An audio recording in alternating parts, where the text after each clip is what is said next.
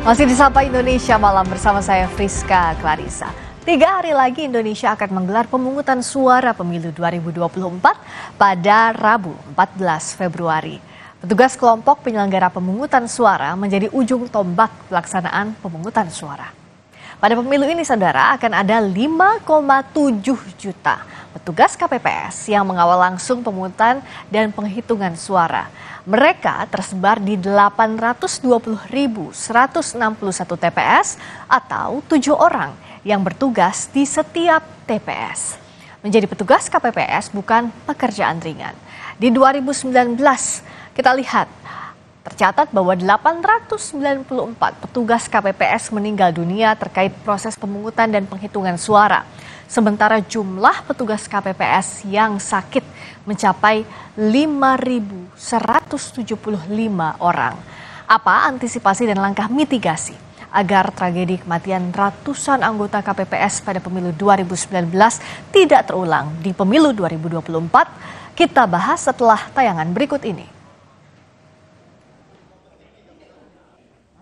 Pemilu memasuki masa tenang, namun tugas kelompok penyelenggara pemungutan suara KPPS semakin berat.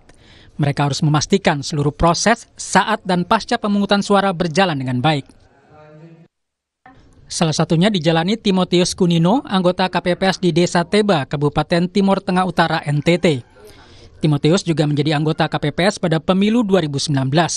Ia mengaku beban kerja saat itu begitu tinggi karena semua pencatatan dilakukan manual dan memakan waktu cukup lama. Jadi kali ini kali lalu lebih berat, kali ini lebih ringan karena semua itu difasilitasi lengkap.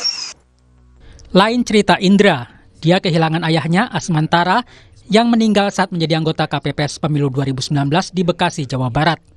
Menurutnya, sang ayah meninggal akibat penyakit komorbid yang dideritanya kambuh karena kelelahan usai bertugas sebagai petugas KPPS. Bapak itu memang punya penyakit jantung gitu kan, yang mana sebenarnya sakitnya itu udah lama nggak kambuh gitu kan, dari pas sampai akhirnya untuk yang pemilu 2019 itu gitu. Beratnya pemilu 2019 juga dirasakan pengawas tempat pemungutan suara PTPS. Nita Safitri, seorang ibu rumah tangga di Sragen, Jawa Tengah, mengalami keguguran akibat kelelahan. Penghitungan kalau nggak salah, Ba'da maghrib itu baru rasa kayak ada pembukaan gitu, kenceng gitu perutnya, kenceng terus terus kan saya sempat cek di kamar mandi itu perdarahannya lumayan banyak. Pemilu 2019 menyisakan cerita duka. KPU menyatakan 894 orang anggota KPPS meninggal, sementara lebih dari 5.000 orang sakit. Agar tak ada anggota KPPS yang meninggal saat pemungutan suara, KPU akan bekerja sama dengan Dinas Kesehatan setempat untuk mengantisipasi kelelahan dan kematian anggota KPPS seperti pemilu 2019. Dalam kondisi saat ini juga pemerintah daerah memberikan dukungan berupa pemeriksaan kesehatan, fasilitasi medis kepada para badan ad hoc. KPU harus memastikan jaminan keamanan dan keselamatan bagi semua anggota KPPS. Jangan lagi ada kematian akibat beban kerja yang berat. Tim Liputan Kompas TV. Ada 5,7 juta petugas KPPS yang bertugas dalam pemilu kali ini. Belajar dari pemilu 2019 yang lalu, apa saja mitigasi yang perlu dilakukan? Kami bahas bersama Bapak Timotius Cino, petugas KPPS Desa Teba, Kabupaten Timur Tengah Utara. Bergabung juga Mbak Titi Anggraini, anggota Dewan Pembina Perkumpulan untuk Pemilu dan Demokrasi atau Perludem. Selamat malam Pak Timotius, juga Mbak Titi. Malam Mbak Friska. Selamat malam, saya ke Pak Timotius dulu. Pak Timotius juga pernah menjadi petugas KPPS 2019. Waktu itu seperti apa load kerjanya Pak? Beban kerjanya seperti apa? Tolong diceritakan. Baik, waktu itu beban kerjanya sebagai KPPS itu beban kerjanya sangat banyak. Lamaannya waktu di dalam TPS. Karena sistem kerja tahun 2019 itu masih memakai sistem manual, sehingga yang di dalam TPS itu memakan waktu. Pak Timotius, Ya. tampaknya terputus suara Pak Timotius. Oke, Pak Timotius, jadi waktu itu masih manual. Kalau untuk 2024 ini, seperti apa bayangannya di sana sekarang? Udah ada informasi soal ini, Pak? Sudah. Oke, bagaimana? Apakah tetap manual seperti 2019 atau seperti apa, Pak? Di tahun 2024 ini sistem kerjanya sistem aplikasi Sirekap, jadi mempermudah anggota KPPS di dalam TPS.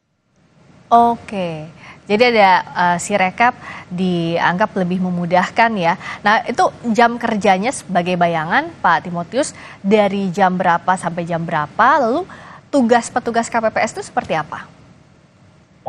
Ya, jam kerjanya dari jam 7 sampai jam 1 siang. Setelah itu lanjut dengan perhitungan suara. Oke, lanjut sampai penghitungan suara, itu harus betul-betul hati-hati dan teliti karena satu persatu surat suaranya begitu ya Pak Timotius ya? Ya. Kalau waktu 2019 di sekitar Anda, di daerah Anda, apakah ada petugas KPPS yang sakit atau meninggal dunia informasinya? Di daerah saya itu tidak ada yang mengalami yang sakit, hanya kelelahan saja. Ada yang kelelahan setelah bertugas di hari pemilihan ya. Dari Pak Timotius Cunino saya ke Mbak Titi dulu. Mbak Titi, jadi kalau sebenarnya lihat beban kerjanya para petugas KPPS, juga sistem yang diterapkan selama nanti penghitungan suara dan hari H pencoblosan ini apakah sudah bisa lebih baik dibandingkan 2019 yang lalu kalau Mbak Titi lihat sistem di tahun ini? Mbak Friska, jadi petugas KPPS itu bekerja bukan hanya di hari pemungutan suara. Mereka sudah bekerja sejak sebelumnya mendistribusikan pemberitahuan memilih atau yang populer disebut sebagai surat undangan memilih. Ya. Selain itu mereka juga mempersiapkan pendirian TPS dan setelahnya mengirimkan hasil suara dan kotak ke tingkatan yang lebih tinggi yaitu ke kecamatan melalui PPS. Nah, dalam hal ini ada beberapa perbaikan yang dilakukan oleh KPU untuk 2024. Pertama, membatasi usia atas petugas KPPS yaitu maksimal 55 tahun. Yang kedua adalah bekerja sama dengan instansi kesehatan untuk melakukan pemeriksaan kesehatan. Mbak Titi, tampaknya ada kendala sinyal. Boleh diulang lagi tadi? Silakan. Oke, kita nanti akan kembali lagi memperbaiki dulu koneksi. Oh, Mbak Titi sudah terhubung lagi. Ya, silakan dilanjutkan. Mohon maaf, ya. Lalu kemudian suara saya bisa terdengar ya. Kemudian juga dari sisi pemeriksaan kesehatan bersama dengan instansi di bidang kesehatan. Lalu juga ada tambahan berikutnya Mbak Friska, yaitu mereka akan disediakan alat pengganda untuk kemudian yang biasanya dulu penghitungan suara dilakukan salinan secara manual, nanti akan ada alat pengganda yang dialokasikan pembiayaannya atau print scanner. Yang sebenarnya membutuhkan tenaga sangat besar itu adalah Mbak Friska, setelah melakukan penghitungan suara, biasanya mereka menyalin secara manual di dalam berbagai formulir yang nanti akan diberikan kepada para saksi partai politik, saksi pasangan calon, dan juga pengawas pemilu. Nah, dengan adanya alat pengganda tersebut atau yang disebut dengan print scanner, diharapkan beban kerjanya akan menjadi lebih ringan. Tetapi memang harus diperhatikan, Mbak, kadang-kadang petugas itu bukan hanya karena dia beban kerja, tetapi juga tekanan di lokasi. Misalnya kalau logistiknya datang terlambat, logistiknya kurang, lalu tekanan dari massa kalau mereka tidak puas begitu ya dengan pelayanan, termasuk juga misalnya psikologis ketika mereka berhadapan dengan prosedur yang mereka tidak kuasai, hal-hal baru begitu. Nah, ini terkait dengan alat pengganda, kan mereka diberikan alokasi anggaran untuk mengadakan alat pengganda yang biasanya mereka sewa, ini tuh anggarannya tuh ada. Kalau di daerah saya tanya kepada KPPS itu sekitar 500.000. Nah, ini harus dipastikan nih, mereka bisa mengoperasikannya dengan baik dan itu tidak menimbulkan permasalahan berikutnya. Walaupun kalau alat pengganda ini tidak bisa digunakan, tentu mereka bisa masih memanfaatkan alternatif yang lain yaitu manual begitu. Nah, setelahnya mereka juga harus menyerahkan itu ke tingkatan yang lebih atas yaitu kecamatan melalui PPS. Paling penting menurut saya Mbak Friska, selain beberapa terobosan yang sudah dilakukan tadi ya, mengurangi beban pencatatan manual dengan memberikan alat pengganda atau print scanner, pelatihan dan juga pusat bantuan. Kalau mereka mengalami kebingungan dengan teknis atau kemudian prosedur di TPS, itu ada segera misalnya asistensi dari tingkatan yang di atasnya, apa langkah-langkah yang harus mereka ambil. Jadi ini yang menurut saya penguasaan teknis itu akan membantu mereka untuk keluar dari tekanan kerja. Karena berdasarkan evaluasi 2019, kerja mereka itu Mbak Friska di antara 24 sampai 72 jam non-stop. Non-stop. Itu yang memicu komorbid, tingkat stres kerja tinggi, dan kecenderungan pola makan dan gaya hidup tidak sehat. Misalnya merokok, minum kopi, dan lain sebagainya. Itu yang mestinya dihindari. Begitu. Baik. Nah, soal ini bimbingan teknis, Pak Timotius sudah mendapatkan bimbingannya untuk kesehatan, termasuk juga teknis nanti pelaksanaan, terutama mendekati hari H dan juga sampai ke pemilu. Pak Timotius, bimbingan teknisnya apakah sudah didapatkan kalau Pak Timotius dan rekan-rekan yang bertugas di Timur Tengah Utara? Baik, untuk bimbingan teknisnya sudah didapatkan sebelumnya. Nah, seperti apa Pak bimbingan yang sudah diberikan? Ya, bimbingan teknis itu terkait dengan model C hasil, tungsura, terus model C pemberitahuan. Oke, dan kalau untuk pemeriksaan kesehatan sudah dilakukan, Pak Timotius? Untuk pemeriksaan kesehatan itu sudah dilakukan terlebih dahulu, itu training kesehatan di puskesmas terdekat. Oke, dan sudah siap juga ya nanti kalau misalnya ada hari H, ada yang sakit dan sebagainya, sudah disiapkan rencananya juga ya, Pak Timotius? Sudah siap kalau di lokasi Anda? Sudah, karena di lokasi kami itu terdekat dengan puskesmas. Oke. Kalau di Timur Tengah Utara soal logistik gimana Pak Timotius? Sudah selesai semua? Sudah tiba semua distribusinya? Untuk logistiknya belum sampai di tempat kami. Informasinya kapan rencananya tiba? Rencananya tanggal 12. Oke. Ada kendala alam, misalnya medannya yang sulit dijangkau, atau seperti apa kalau di Timur Tengah Utara, Pak Timotius? Kalau di tempat saya itu tidak ada kendala karena kami berada dalam satu lingkup. Jadi aman ya, ditargetkan tanggal 12 sudah tiba begitu ya logistiknya? Nah Mbak Titi, kalau tadi kan ada beberapa hal yang harus disiapkan. Dari mulai logistiknya, seringkali ada tekanan mental kalau misalnya terlambat datangnya seperti yang Mbak Titi ceritakan. Nah, antisipasinya seperti apa? Karena kan untuk persiapan fisik dan mental meskipun sudah disiapkan, tapi pada saat hari H terutama, momennya pencoblosan, itu ada kendala-kendala yang dihadapi, banyak juga yang akan kewalahan. Bagaimana antisipasi yang harus disiapkan betul-betul Mbak Titi? Ya, Mbak Friska, pada periode yang sekarang salah satu terobosan yang dilakukan oleh KPU adalah melakukan pelatihan terhadap ke-7 petugas KPPS. Jadi 7-7-nya itu dilatih. Kalau dulu hanya 2 orang saja petugas.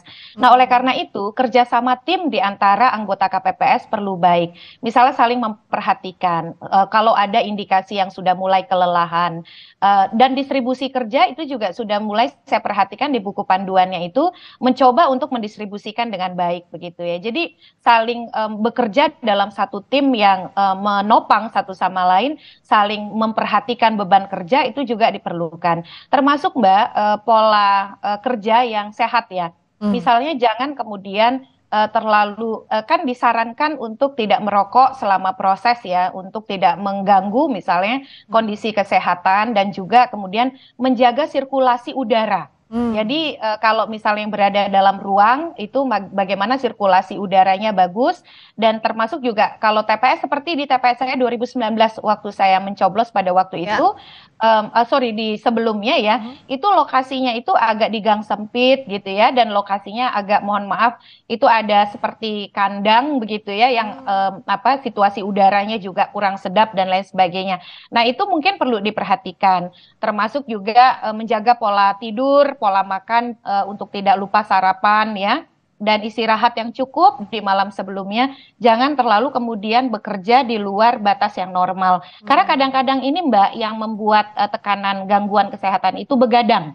Ya. Karena mempersiapkan TPS gitu ya, dan mereka bekerja konstan menghitung surat suara itu sampai dengan tengah malam dan lain sebagainya.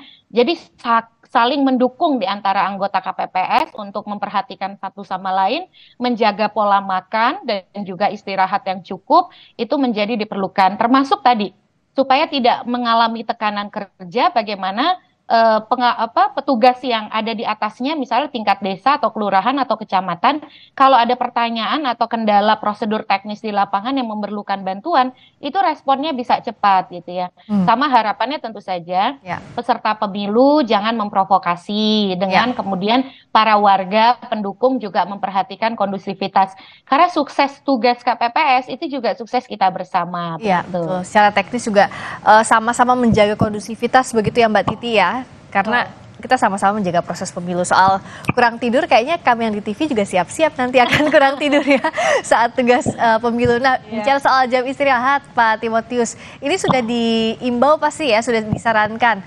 Kalau dari sekarang nih 3 hari jelang pemilu, apa saja persiapan kesehatannya kalau khusus untuk Pak Timotius sendiri? Ya kalau untuk saya itu istirahat yang cukup, pola makan yang cukup, dan harus menjaga kesehatan. Iya ya, lalu juga pola makan dijaga pasti ya Pak ya? Iya. Pola makan dijaga, tapi kalau sekarang apa yang disiapkan untuk hari H selain logistik? Apakah kesiapan tadi teknis, lalu juga pelatihan untuk semua anggota KPPS sudah dipastikan siap begitu Pak Timotius? Sudah, semua sudah aman. Ada berapa anggota KPPS kalau di daerah Pak Timotius? Tepatnya Bapak tugas di mana nanti? Di setiap TPS itu ada 7 orang KPPS. Ada 7 orang. Kalau Pak Timotius di mana tepatnya nanti bertugas? TPS 2. Di TPS 2 itu di daerah mana kalau boleh tahu Pak? Di Desa Teba.